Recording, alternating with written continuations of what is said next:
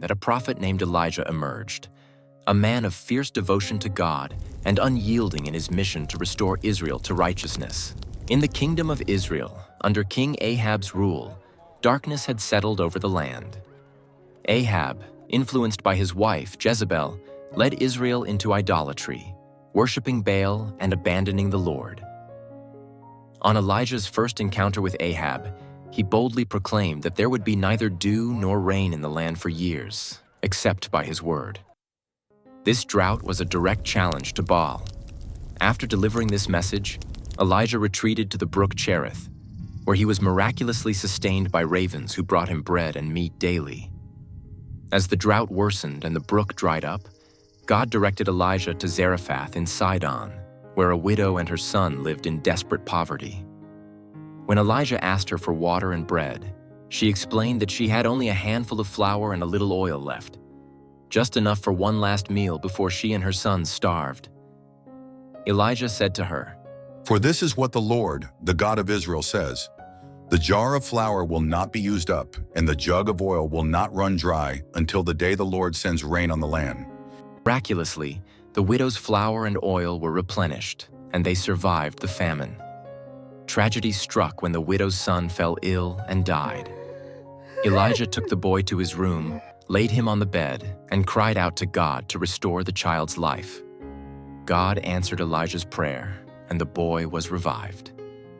This miracle solidified the widow's faith in Elijah as a true man of God.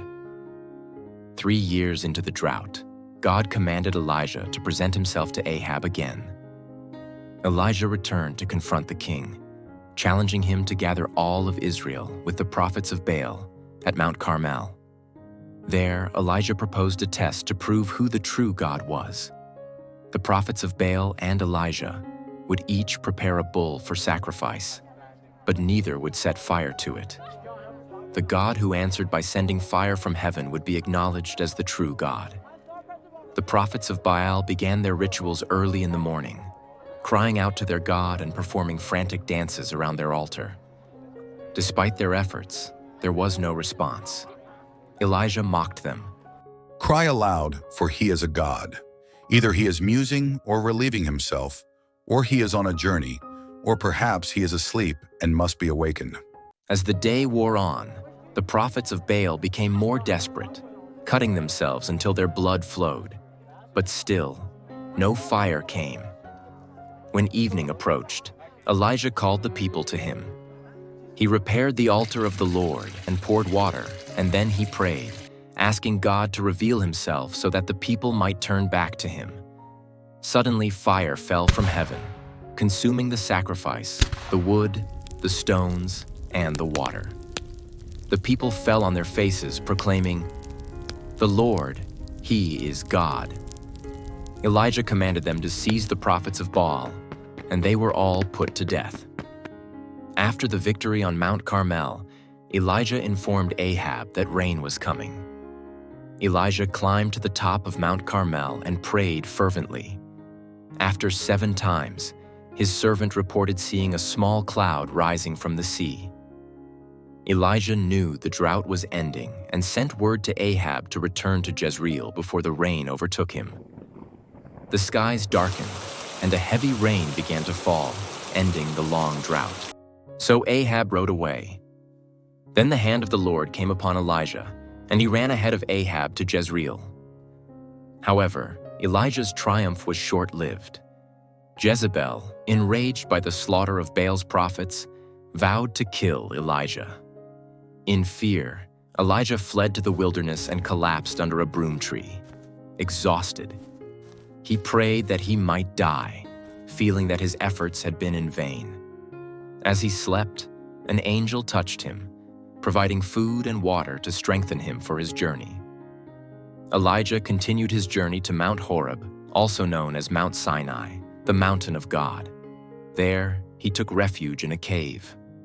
God spoke to him, asking, "What are you doing here, Elijah?"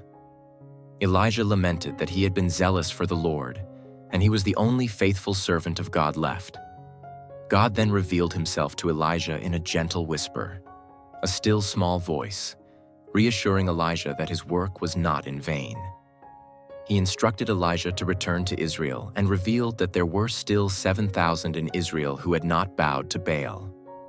Obeying God's command, Elijah journeyed and found Elisha, who was plowing a field with 12 yoke of oxen. Elijah threw his cloak over Elisha, signifying that Elisha was chosen to follow in his prophetic footsteps. Elisha immediately left his work, said goodbye to his family, and became Elijah's assistant. Elijah's ministry continued as he confronted the wickedness of Ahab's household. When Ahab coveted Naboth's vineyard and Jezebel orchestrated Naboth's death to seize the land, Elijah delivered a dire prophecy.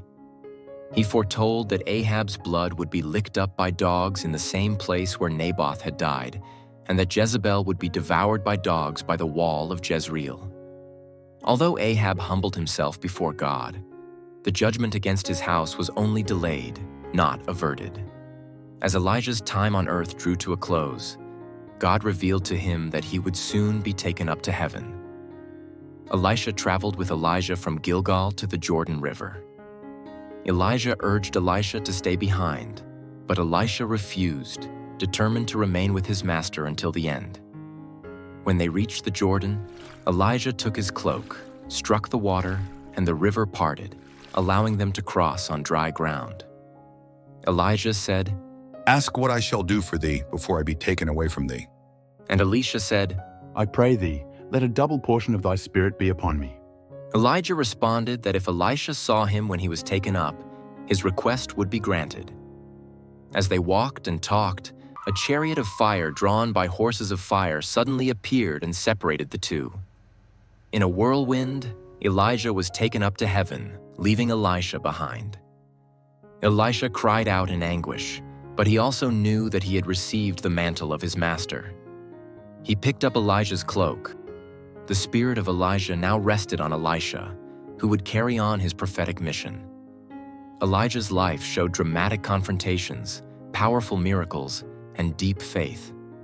He stood alone against a nation that had turned away from God, calling down fire from heaven, raising the dead, and ultimately being taken up to heaven without tasting death. His legacy endured not only in the miracles he performed, but also in the hearts of the faithful who continued to worship the Lord despite the pressures of a corrupt society. In the New Testament, Elijah appeared alongside Moses at the transfiguration of Jesus, representing the fulfillment of the law and the prophets.